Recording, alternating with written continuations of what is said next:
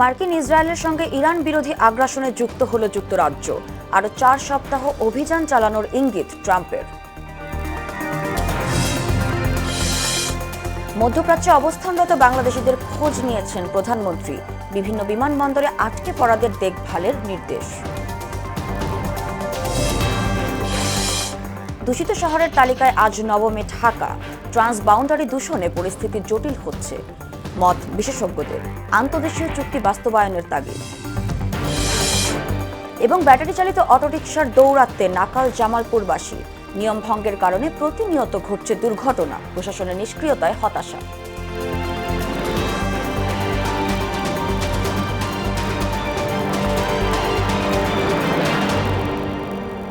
আসসালামু আলাইকুম, স্বাগত মোহনা সংবাদে। এতক্ষণ শুনছিলেন শিরোনাম, পুরো সংবাদের সঙ্গে আছি সাদিয়া জাহান মিম। শুরুতে ইরানের ওপর মার্কিন ইসরায়েল হামলা প্রসঙ্গ। যুক্তরাষ্ট্র ইসরায়েলের সঙ্গে ইরান বিরোধী যুদ্ধে পরোক্ষভাবে যুক্ত হয়েছে যুক্তরাজ্য। নিজেদের ঘাঁটি ব্যবহারে মার্কিনীদের অনুমতি দিয়েছে দেশটি।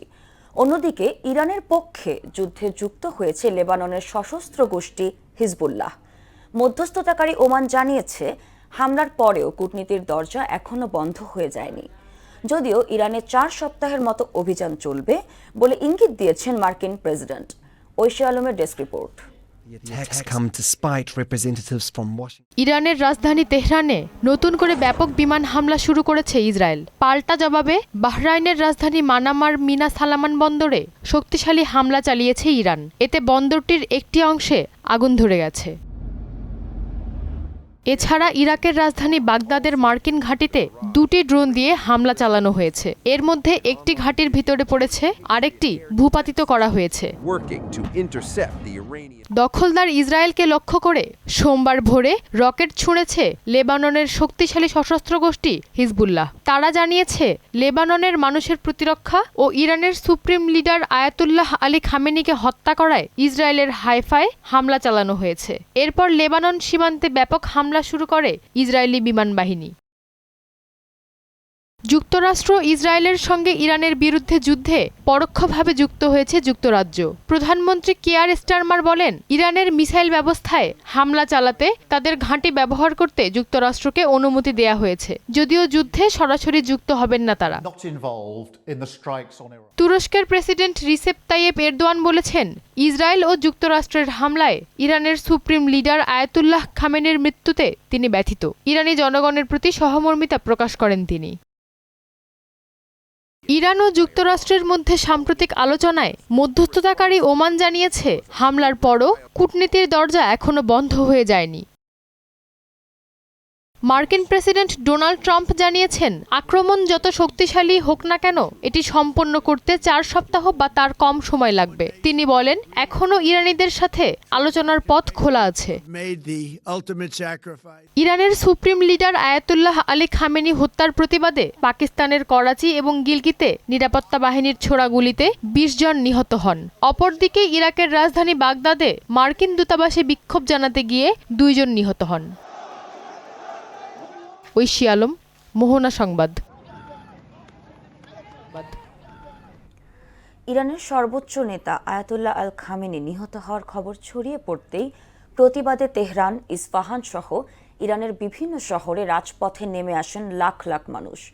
খামেনিকে হত্যার প্রতিবাদে করাচিতে বিক্ষোভে 9 জন নিহত এবং 32 জন আহত হয়েছে। এছাড়া এর নিন্দা জানিয়েছে উত্তর কোরিয়া এবং রাশিয়া। ঐশী আলমের ডেস্ক রিপোর্ট। যুক্তরাষ্ট্র ও ইসরায়েলের যৌথ হামলায় সর্বোচ্চ নেতা আয়াতুল্লাহ আলী খামেনি নিহত হওয়ার খবর ছড়িয়ে পড়তেই তেহরান, ইস্পাহান সহ ইরানের বিভিন্ন শহরে রাজপথে নেমে এসেছেন লাখ লাখ মানুষ। তারা খামেনির ছবি ও পতাকা প্রদর্শন করে যুক্তরাষ্ট্র ও ইসরায়েলের বিরুদ্ধে স্লোগান দেন এবং মার্কিন ইসরায়েলি হামলার তীব্র প্রতিবাদ জানান। অন্যদিকে খামেনির জন্মস্থান মাশহাদে শোকাহতরা প্রতীকী শোক প্রকাশের অংশ হিসেবে ইমাম রেজার মাজারের গম্বুজে কালো পতাকা উত্তোলন করেন। যুক্তরাষ্ট্র ও ইসরায়েলের যৌথ হামলায় ইরানের সর্বোচ্চ নেতা আয়াতুল্লাহ আলী খামেনি নিহত হওয়ার প্রতিবাদে করাচিতে বিক্ষোভ হয়। এতে মার্কিন কনস্যুলেটের কাছে বিক্ষোভকারীদের সঙ্গে আইন শৃঙ্খলা রক্ষাকারী বাহিনীর সংঘর্ষ হয়েছে। এ সংঘর্ষের ঘটনায় 9 জন নিহত এবং 32 জন আহত হন। ইরানে মার্কিন ইসরায়েলি হামলাকে অবৈধ আগ্রাসন এবং জাতীয় সার্বভৌমত্বের লঙ্ঘন উল্লেখ করে এর নিন্দা জানিয়েছে উত্তর কোরিয়া। দেশটির পররাষ্ট্র মন্ত্রণালয়ের মুখপাত্র বলেছেন, ইরানের বিরুদ্ধে যুক্তরাষ্ট্রের এই সামরিক অভিযান প্রত্যাশিতই ছিল। যুক্তরাষ্ট্রের আধিপত্যবাদী এবং গুন্ডামি সুলভ আচরণে এমন ঘটনা অনিবার্য বলেও মন্তব্য করেন তিনি। এই হত্যাকাণ্ডকে নৃশংস আখ্যা দিয়ে রাশিয়ার প্রেসিডেন্ট ভ্লাদিমির পুতিন বলেন, এটি আন্তর্জাতিক আইনের চরম লঙ্ঘন। দেশটির প্রেসিডেন্ট মাসুদ পেজেশকিয়ানের কাছে গভীর শোক প্রকাশ করেন তিনি। এদিকে আয়াতুল্লাহ খামেনিকে হত্যার পর রোববার তেহরানে ব্যাপক আকারে সামরিক অভিযান শুরুর ঘোষণা দিয়েছে ইসরায়েলি সামরিক বাহিনী। তেহরানে নতুন করে বড় ধরনের হামলা শুরু হয়েছে বলে জানানো হয়েছে। ঐশী আলম, মোহনা সংবাদ। মধ্যপ্রাচ্যের যুদ্ধ পরিস্থিতিতে সেখানে অবস্থানরত বাংলাদেশিদের খোঁজ নিয়েছেন প্রধানমন্ত্রী তারেক রহমান। ফ্লাইট বাতিলে বিমানবন্দরের আটকে পড়াদের দেখভালে কঠোর নির্দেশনাও দেন তিনি। রোববার সচিবালয়ে সরকার প্রধানের সঙ্গে বৈঠকের পর তার নির্দেশনা তুলে ধরেন পররাষ্ট্র বিষয়ক উপদেষ্টা হুমায়ুন কবির। তার আশা, মধ্যপ্রাচ্য সংকট তেলের বাজারে প্রভাব ফেলবে না। মফিউর রহমানের রিপোর্ট। সপ্তাহ শুরুর দিন সকালে সচিবালয়ে নিজ দপ্তরে কার্যক্রম শুরু করেন প্রধানমন্ত্রী তারেক রহমান। মধ্যপ্রাচ্য সংকট নিয়ে পররাষ্ট্র মন্ত্রণালয়ের মন্ত্রী, উপদেষ্টা সহ ঊর্ধ্বতন কর্মকর্তাদের সঙ্গে গুরুত্বপূর্ণ বৈঠক করেন তিনি। মধ্যপ্রাচ্যে অবস্থানরত বাংলাদেশি নাগরিকদের সুরক্ষা, জ্বালানি তেলের বাজার এবং যুদ্ধে বাংলাদেশের ভূমিকা নিয়ে আলোচনা হয় সেখানে। পরে পররাষ্ট্র বিষয়ক উপদেষ্টা বলেন, মধ্যপ্রাচ্যে থাকা বাংলাদেশিদের সহযোগিতা এবং নিরাপত্তা নিশ্চিতে নির্দেশ দিয়েছেন প্রধানমন্ত্রী। বাংলাদেশি যারা আছে ওইসব জায়গায় এরাই আমাদের প্রধান প্রায়োরিটি, এবং যারা স্ট্যান্ডার্ড আছে প্যাসেঞ্জাররা এদেরকে সহায়তা করা। উই আর কোঅর্ডিনেটিং ওয়েল, যাতে কোনো ডিস্ট্রেস আমাদের সিটিজেন্সদের হয় না। আপনার দেশের ভিতরে যারা স্ট্যান্ডার্ড আছেন অথবা যারা বিদেশে কোনোভাবে কোনো দুশ্চিন্তায় আছেন এই মধ্যপ্রাচ্যের এই কারেন্ট সিচুয়েশনে। জ্বালানি তেলের বাজার সার্বক্ষণিক নজরদারি করা হচ্ছে জানিয়ে তিনি বলেন, মধ্যপ্রাচ্যের সংকট সমাধানে আন্তর্জাতিক মহলকে আলোচনার তাগিদ দিয়েছেন তারেক রহমান। এই সংকটে আমরা আগেও দেখছি যে বিভিন্ন সময় কিছু এনার্জি রিলেটেড একটু ফ্লাকচুয়েশন হইতে পারে, বাট আমাদের মোটামুটি প্রস্তুতি ভালো। আমরা চাই এই ডিএসকেলেশন হোক এই সমস্যার ডিপ্লোমেসির মাধ্যমে। আমরা আহ্বান জানাচ্ছি ইন্টারন্যাশনাল কমিউনিটির মধ্যে আমরা একটা অংশীদার হিসাবে বাংলাদেশ একটা গুরুত্বপূর্ণ দেশ। এর আগে দুর্যোগ ব্যবস্থাপনা ও ত্রাণ মন্ত্রণালয়ের সঙ্গে বৈঠক করেন সরকার প্রধান। সংশ্লিষ্ট মন্ত্রণালয়ের মন্ত্রী আসাদুল হাবিব দুলু জানান, দুর্যোগ ব্যবস্থাপনার ক্ষেত্রে প্রয়োজনীয় সরঞ্জাম কেনার নির্দেশ দিয়েছেন প্রধানমন্ত্রী। যে আর্থওয়েকের দেখা দিচ্ছিল বিভিন্ন জায়গায়, সে কারণে উনি বিশেষ করে ঢাকা কেন্দ্রিক আমাদেরকে 1 লক্ষ স্বেচ্ছাসেবক আমরা যেমন আমাদের কোস্টাল এরিয়ার মধ্যে আছে ওই মডেলে তৈরি করার জন্য আমাদের একটা নির্দেশনা দিয়েছে। কিছু ইকুইপমেন্ট দ্রুত গতিতে যাতে আমরা প্রকিউরমেন্ট করতে পারি এবং অ্যাওয়ারনেস তৈরি করার জন্য অন্য অন্য মন্ত্রণালয়ের সঙ্গে আমাদের কাজ করার নির্দেশনা দিয়েছে। ভূমিকম্প ঝুঁকি মোকাবেলায় কঠোরভাবে বিল্ডিং কোড মানতে দ্রুত দুর্যোগ ব্যবস্থাপনা কাউন্সিলের সভা ডাকা হবে বলেও জানান মন্ত্রী। বিল্ডিং কোডের মধ্যে অন্তর্ভুক্ত করা থাকে। মফিউর রহমান, মোহনা সংবাদ, ঢাকা। হ্যাঁ, এবার অন্যান্য প্রসঙ্গ। হেমন্ত থেকে বর্ষার আগ পর্যন্ত পুরো সময় জুড়ে দেশে বায়ু দূষণের 50% থাকে অন্য দেশ থেকে আসা দূষণ। বিশেষজ্ঞরা বলেন, এর ফলে দেশের পরিবেশের যেমন ক্ষতি হচ্ছে তেমনি ক্ষতি হচ্ছে মানুষের। দূষিত বাতাসে নানা ক্ষতিকর উপাদান থাকায় তা গাছপালা থেকে ফসলের ক্ষতি করছে। বিশেষজ্ঞরা বলেন, ক্ষতির পরিমাণ কমিয়ে আনতে বায়ু দূষণ রোধে আন্তর্দেশীয় চুক্তি বাস্তবায়ন জরুরি। মফিউর রহমানের রিপোর্ট। বঙ্গোপসাগর থেকে আসা দক্ষিণাবায়ুর প্রভাবে বর্ষার সময় দেশে প্রচুর বৃষ্টিপাত হয়, আর দক্ষিণ দিকে বঙ্গোপসাগরের কাছাকাছি কোনো দেশ না থাকায় আন্তঃদেশীয় বায়ুদূষণ তুলনামূলক কম থাকে। অপরদিকে বর্ষাকাল শেষে শুরু হয় উত্তরের বাতাস। তখনই আসে দীর্ঘ বৃষ্টিহীন সময়, অনেকটাই বেড়ে যায় বায়ুদূষণের মাত্রাও। আভ্যন্তরীণ উৎসের পাশাপাশি আশপাশের দেশ যেমন চীন, নেপাল, ভারত থেকে বাতাস প্রবাহিত হয় দেশের উপর দিয়ে। এই বাতাসে প্রচুর পরিমাণে ভেসে আসে সেই সকল দেশের দূষণ, যা দেশীয় দূষণের সাথে মিশে বায়ুর মান আরও খারাপ হয়ে যাচ্ছে বলে জানান বিশেষজ্ঞরা। আমাদের প্রতিবেশী দেশ ভারত, অল্প দূরত্বে আছে আমাদের নেপাল, তারপরে হচ্ছে চায়না। এই সকল দেশে যখন পলিউশন হয় অতিমাত্রায়, সেটা কিন্তু সেই দেশে বসে থাকে না, সেটা বাতাসের সার্কুলেশনের মাধ্যমে, স্রোতের মাধ্যমে, প্রবাহের মাধ্যমে সেটা বাংলাদেশে আসতে পারে, এটাই স্বাভাবিক। সেন্ট লুইস ইউনিভার্সিটি এবং ওয়াশিংটন ইউনিভার্সিটির যৌথ একটা কাজ করছে এবং আমাদের এখানকার মেজারমেন্টের উপর ভিত্তি করে আমরা ওই গবেষণাটা পাবলিশ করছি। এখানে আমরা কোয়ান্টিটেটিভলি দেখাইতে সমর্থন হয়েছি যে 40 মাইক্রোগ্রাম পার মিটার কিউব দূষণ হলো 80 microgram per meter cube, almost 50% pollution হলো আমাদের ট্রান্সবাউন্ডারি এয়ার পলিউশন থেকে আসে। এই পরিস্থিতিকে পরিবেশ সহ মানুষের জন্য ব্যাপক ক্ষতির কারণ বলে জানান তারা। আমরা ট্রান্সবাউন্ডারি এয়ার পলিউশনগুলো ডেফিনেটলি এটা ক্ষতি করে। এটা হলো খুবই ফাইন পার্টিকেলস এবং ছোট পার্টিকেলস দেখে এটা অনেক দূর ট্রাভেল করতে পারে, অনেক লম্বা সময় বাতাসে ভেসে থাকতে পারে এবং ফাইন পার্টিকেলসটাই আমাদের স্বাস্থ্যের জন্য সবচেয়ে বেশি ক্ষতিকর। প্রথম রিসিভার যারা, একদিকে মানুষ, প্রাণী এবং গাছপালা। গাছপালার উপর আপনি যদি ধরেন পার্টিকুলেট ম্যাটার জমে যায়, উদ্ভিদের যে ফটোসিনথেটিক প্রক্রিয়া, যার মাধ্যমে বাতাস থেকে কার্বন ডাইঅক্সাইড নিয়ে খাদ্য তৈরি করে অক্সিজেন দিয়ে দেয়, সেই প্রক্রিয়াটা ব্যাহত হতে পারে। বাতাস আটকে রাখার কোনো উপায় নেই, তবে দূষণ রোধ করা সম্ভব জানিয়ে পরিবেশবিদরা বলেন, বাংলাদেশের সাথে যে সকল দেশের চুক্তি আছে সেটা বাস্তবায়ন করলে এই দূষণ কমে আসবে। মফিউর রহমান, মোহনা সংবাদ, ঢাকা। ব্যাটারি চালিত অটোরিকশার দৌরাত্মে নাকাল জামালপুর শহরবাসী। 3 চাকার বাহনের লাগামহীন দাপটে বেড়েই চলেছে জনদুর্ভোগ।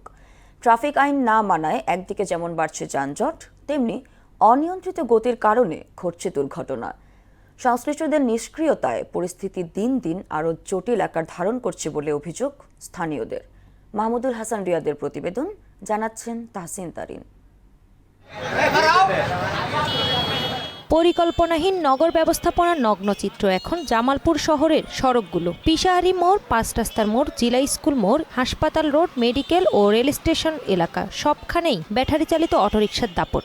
হঠাৎ ব্রেক, যত্রতত্র মোড় ঘোরানো আর বেপরোয়া গতিতে চলাচলে সড়কে যানজট সৃষ্টি হয়ে তৈরি হচ্ছে বিশৃঙ্খলা। বিশেষ করে সকাল ও বিকেলের ব্যস্ত সময়ে এসব মোড়ে চরম আকার ধারণ করছে যানজট। নগরবাসীর অভিযোগ, অটোরিকশা চালকদের বড় একটি অংশের নেই বৈধ লাইসেন্স কিংবা প্রয়োজনীয় প্রশিক্ষণ। অদক্ষ ড্রাইভারের কারণে কিছুদিন আগে আমাদের কলেজের একটা মেয়ে অ্যাক্সিডেন্টে মারা গেছে। আমি এ পার হইতে ওই পারে যাইতে পারতাছি না, গাড়ির ঝঞ্ঝাটের লেগে। আমাদের স্টেশন বাজারে যানজটের কারণে আমাদের বাজারে অনেক গ্রাহক কমে গেছে, ঠিক মতো গ্রাহক আসে না। লাইসেন্সবিহীন ইজি বাইক যাতে শহরে প্রবেশ করতে না পারে সেই জন্য পৌরসভার 5টি পয়েন্টে চেকপোস্ট নিয়োজিত রয়েছে বলে জানিয়েছেন পৌর নির্বাহী কর্মকর্তা। ইজি বাইক যাতে শহরের মধ্যে চলাচল করতে না পারে সেই জন্য পৌরসভার পক্ষ থেকে আমরা 5টি পয়েন্টে আমাদের লোক দেওয়া আছে, তারা দিন রাত পরিশ্রম করে যাচ্ছে যাতে ইজি বাইক, লাইসেন্সবিহীন ইজি বাইক যাতে শহরে না ঢোকে। নিরাপদ চলাচল নিশ্চিত করতে জামালপুর শহরে বিপুল সংখ্যক ট্রাফিক পুলিশ নিয়মিত কাজ করছে বলে জানান এই পুলিশ কর্মকর্তা। সকল জায়গায় যেন যত্রতত্র পার্কিংটা না হয় সেই জন্য আমাদের ট্রাফিকের চেষ্টা অব্যাহত আছে, আমরা এটা নজরদারি করি এবং ভবিষ্যতেও করব। নগরবাসীর দাবি, অবিলম্বে ব্যাটারি চালিত অটোরিকশার নিবন্ধন, নির্দিষ্ট রুট নির্ধারণ এবং কঠোর ট্রাফিক নজরদারি নিশ্চিত করা না হলে আরও ভয়াবহ রূপ নেবে জামালপুর শহরের সড়ক পরিস্থিতি। তাহসিন তারিন, মোহনা সংবাদ। কম খরচে বেশি লাভবান হওয়ায় বড়ই চাষের দিকে ঝুঁকছে সিরাজগঞ্জের কৃষকরা। এবছর জেলায় ভারত সুন্দরী, বল সুন্দরী ও বাউকুল জাতের বড়ই আবাদ করা হচ্ছে। কৃষকরা বলছেন, ধান সহ অন্যান্য ফসলের চেয়ে লাভ বেশি হওয়ায় তারা বড়ই চাষ করছে। আর কৃষি বিভাগ বলছে, বড়ই চাষে কৃষকদের নানা পরামর্শ দেয়ায় দিন দিন আবাদ বৃদ্ধি পাচ্ছে।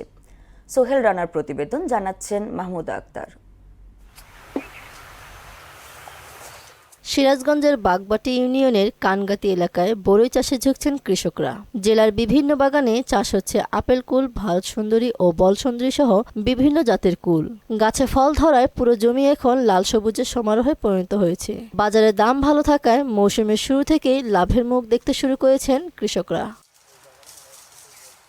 1 বিঘা জমিতে 10 থেকে 12,000 টাকা খরচ হলেও 50 থেকে 60,000 টাকা লাভ হয়। গাছের নিয়মিত পরিচর্যা থেকে বরই তোলা পর্যন্ত কাজ করে রোজগারের স্থায়ী উৎস হয়ে উঠেছে অনেকের। এখন বর্তমান ভারত সুন্দরীটার একটু চাহিদা বেশি, বাজার মূল্য বেশি পাওয়া যায়, এইটার উপরে মানে বেশি চাষ করার জন্য আবার আগ্রহ হচ্ছে, এটাই বেশি চাষ করছি। ভিটামিনের চাহিদা পূরণের জন্য আমি ফল চাষ শুরু করি। ফল চাষ করার প্রেক্ষিতে আমি অন্যান্য ফসলের তুলনায় বেশি লাভবান হই। এখানে বড়র বাগান আছে, আমাদের গ্রামে বড়র বাগান আছে, অনেক বড়ই তুলি 1-150 টাকা দেয়, ওই দিয়ে খাওয়া ফরা চলে। বরই চাষীদের প্রশিক্ষণ এবং নিয়মিত মাঠ পরিদর্শন করে ফলন বৃদ্ধি ও রোগবালাই দমনে প্রয়োজনীয় পরামর্শ দেওয়া হয় বলে জানান স্থানীয় কৃষি কর্মকর্তা। আমরা মাঠ পর্যায়ে উপসার কৃষি অফিসারগণ এই ফল বাগানের আন্তঃপরিচর্যা, রোগবালাই দমন এবং আধুনিক প্রযুক্তি সমর্থন করে থাকি। অল্প পরিশ্রম ও কম খরচে বেশি লাভবান হওয়ায় দিন দিন বরই চাষে কৃষকদের আগ্রহ বৃদ্ধি পাচ্ছে। তাদেরকে নিয়মিত পরামর্শ দিচ্ছে কৃষি বিভাগ। বলসুন্দরী, ভারত সুন্দরী এবং বাউকুল এইগুলোই বর্তমানে কৃষক আবাদ করছেন এবং লাভবান হচ্ছেন, এবং বর্তমানে বাজার মূল্য বেশি হয় কৃষকের মাঝে আসলে কুল আবাদের যে আগ্রহ সেটি বৃদ্ধি পাচ্ছে, এবং আমরা কৃষি বিভাগ নিয়মিত পরামর্শ দিয়ে যাচ্ছে, বিশেষ করে রোগ এবং পোকামাকড় দমনে। চলতি বছর সদর উপজেলায় 77 হেক্টর জমিতে 616 হেক্টর মেট্রিক টন বরই উৎপাদন লক্ষ্যমাত্রা নির্ধারণ করা হয়েছে। মাহমুদা আক্তার, মোহনা সংবাদ। কুষ্টিয়ার কুমারখালীর ছেউরিয়ায় বাউল সম্রাট ফকির লালন শাহের স্মরণ উৎসব শুরু হচ্ছে আজ। প্রতি বছর 3 দিন ব্যাপী এই অনুষ্ঠানের আয়োজন হলেও এবার পবিত্র মাহে রমজান উপলক্ষে মাত্র 1 দিন উদযাপন করা হবে। এবারের স্মরণোৎসবের আয়োজনে থাকছে না গ্রামীণ মেলা ও বাউল গানের আসর, শুধুমাত্র আলোচনা সভা অনুষ্ঠিত হবে বলে জানায় আয়োজকরা। সংস্কৃতি বিষয়ক মন্ত্রণালয় ও জেলা প্রশাসন কুষ্টিয়ার আয়োজনে ছেউরিয়ার লালন আখড়া বাড়ির মুক্ত মঞ্চে চলবে আলোচনা সভার আয়োজন। ইতোমধ্যে লালন আখড়া বাড়িতে আসতে শুরু করেছে লালন ভক্ত ও অনুসারীরা।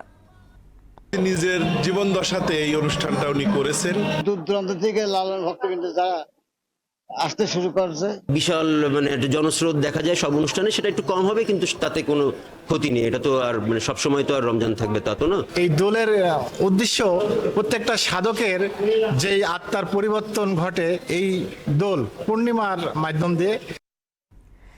এ নিয়ে জানাতে কুষ্টিয়ার কুমারখালীর ছেউরিয়া থেকে যুক্ত হচ্ছেন সহকর্মী মিলন খন্দকার। মিলন, বাউল সম্রাট ফকির লালন শাহের স্মরণোৎসবে আসা ভক্ত অনুসারীরা কি বলছেন? স্মরণোৎসবের সবশেষ খবর আমাদের জানাবেন।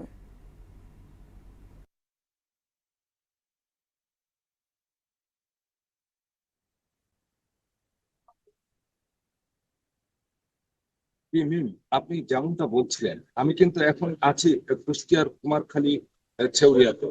এই ছেউরিয়ায় বাউল সম্রাট ফকির লালন শাহের দোল পূর্ণিমা লালন উৎসব শুরু হচ্ছে আজ। 3 দিন ব্যাপী লালন স্মরণ এই উৎসবে ছেউরিয়ার কালী নদীর তীরে কিন্তু থাকছে না গ্রামীণ মেলা ও বসছে না লালন ভক্ত শিল্পীদের বাউল গানের আসর। আমি যদি আপনাকে একটু জানিয়ে রাখি যে লালনের দোল পূর্ণিমায় 3 দিনের স্মরণ উৎসবের আয়োজন থাকলেও মাহে রমজানের পবিত্রতা রক্ষায় সীমিত করে 1 দিন মাত্র বাউল সম্রাট লালনের উৎসব উদযাপন করা হয়েছে। তবে দোল পূর্ণিমা অনুযায়ী আজ রাতে সাধু ভক্তদের অধিবাস শুরু হবে। ভোর রাতে বাল্য সেবা ও আগামীকাল দুপুরে পূর্ণ সেবার মধ্য দিয়েই কিন্তু শেষ হবে সাধুদের লালন স্মরণ উৎসব। আমি যদি আপনাকে একটু বলে রাখি যে আসলে আজকে দুপুর থেকেই কিন্তু মূল লালনের যে উৎসব শুরু হবে, তো এর ভিতরেই কিন্তু সাধু ভক্ত ও গুরুরা কিন্তু লালনের বাজারে আসতে কিন্তু শুরু করেছে। আরেকটা বিষয় একটু জানিয়ে রাখি যে এই যে লালন ভক্ত সাধু গুরু যারা আছে তারা কিন্তু আসলে এই যে খন্ড খন্ড ভাবে বসে গুরু শিষ্যের মনের যে দীর্ঘদিনের জমানো কথা, সেই কথাগুলো কিন্তু আদান প্রদান করছে। তবে আগামীকালকে কিন্তু দুপুরেই পূর্ণ সেবার মধ্য দিয়ে কিন্তু এই লালন উৎসব কিন্তু শেষ হয়ে যাবে। তো এই সাধু এবং গুরু শিষ্যরা কিন্তু আগামীকাল দুপুরেই কিন্তু সবাই বাড়ি ফিরবে। তো এই ছিল আমার কাছে কিন্তু লালন স্মরণ উৎসবের শেষ সংবাদ। মিলন, আপনাকে ধন্যবাদ। এবার সারা দেশে অনুষ্ঠিত সভা সমাবেশ নিয়ে প্রতিনিধিদের পাঠানো তথ্যে ও চিত্রে ডেস্ক রিপোর্ট। নারায়ণগঞ্জে হিউম্যান রাইটস সোসাইটির কেন্দ্রীয় কমিটির উদ্যোগে ইফতার ও দোয়া মাহফিল অনুষ্ঠিত হয়েছে। সিরাজগঞ্জে যৌন ও প্রজনন স্বাস্থ্য বিষয়ক পরামর্শ ও সচেতনতা বৃদ্ধির লক্ষ্যে কর্মশালা অনুষ্ঠিত হয়েছে। নানা অনুষ্ঠানের মধ্য দিয়ে ঝালকাঠিতে দোল পূর্ণিমা উপলক্ষে মহানাম যজ্ঞ অনুষ্ঠান হয়েছে।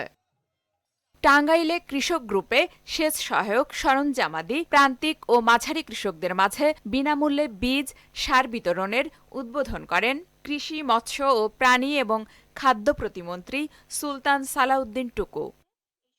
সিরাজগঞ্জের উল্লাপাড়ার সলঙ্গা ইউনিয়নে সুষম সার বিষয়ে কৃষকদের সচেতন ও উদ্বুদ্ধ করতে মাঠ দিবস পালন করা হয়েছে।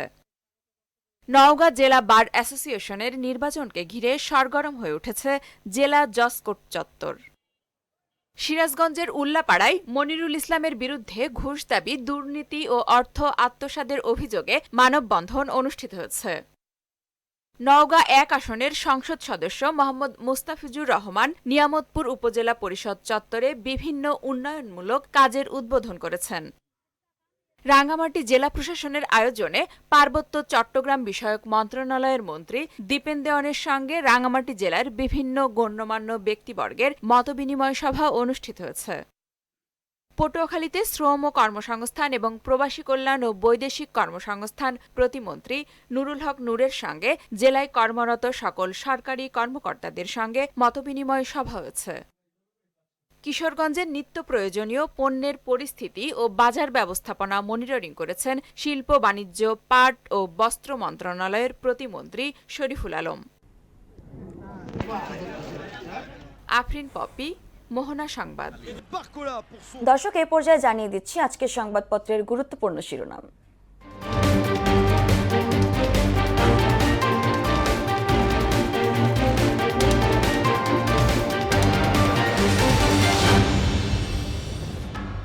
দর্শক, প্রথমে জানিয়ে দিব প্রথম আলো শিরোনাম। প্রথম আলো শিরোনাম করেছে, যুক্তরাষ্ট্র ইসরায়েলের হামলায় খামেনি নিহত। সিআইএর তথ্য পেয়ে খামেনির ওপর হামলা চালায় ইসরায়েল। দৈনিক ইত্তেফাক শিরোনাম করেছে, ইরানের সর্বোচ্চ ধর্মীয় নেতা খামেনি নিহত। সাবেক প্রেসিডেন্ট মাহমুদ আহমেদি নেজাদও নিহত। এরপরে আমার হাতে আছে সমকাল শিরোনাম করেছে, খামেনি হত্যায় ইরানের শোক, মাতম।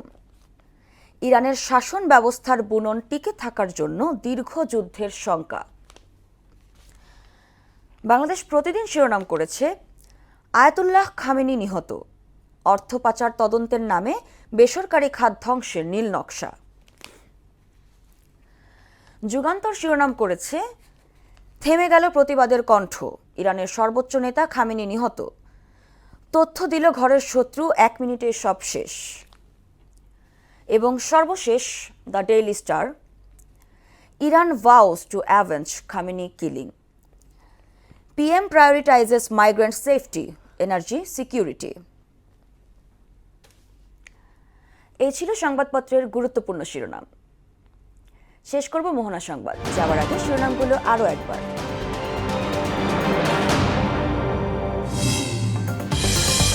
মার্কিন ইসরায়েলের সঙ্গে ইরান বিরোধী আগ্রাসনে যুক্ত হল যুক্তরাজ্য। আরও 4 সপ্তাহ অভিযান চালানোর ইঙ্গিত ট্রাম্পের।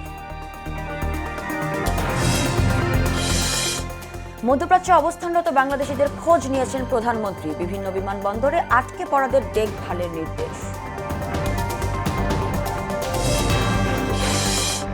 দূষিত শহরের তালিকায় আজ নবমে ঢাকা। ট্রান্সবাউন্ডারি দূষণে পরিস্থিতি জটিল হচ্ছে, মত বিশেষজ্ঞদের। আন্তর্দেশীয় চুক্তি বাস্তবায়নের তাগিদ। এবং ব্যাটারি চালিত অটোরিকশার দৌরাত্মে নাকাল জামালপুরবাসী। নিয়ম ভঙ্গের কারণে প্রতিনিয়ত ঘটছে দুর্ঘটনা, প্রশাসনের নিষ্ক্রিয়তার হতাশা। এই ছিল মোহনা সংবাদে। পরবর্তী সংবাদ দুপুর 1টায়। এর আগে সকাল 11টায় দেখবেন সংবাদ এক নজরে। মোহনার সবশেষ খবর জানতে ভিজিট করুন www.mohana.tv। সংবাদ দেখতে পারেন ফেসবুক, ইউটিউবেও। এতক্ষণ সঙ্গে থাকার জন্য ধন্যবাদ।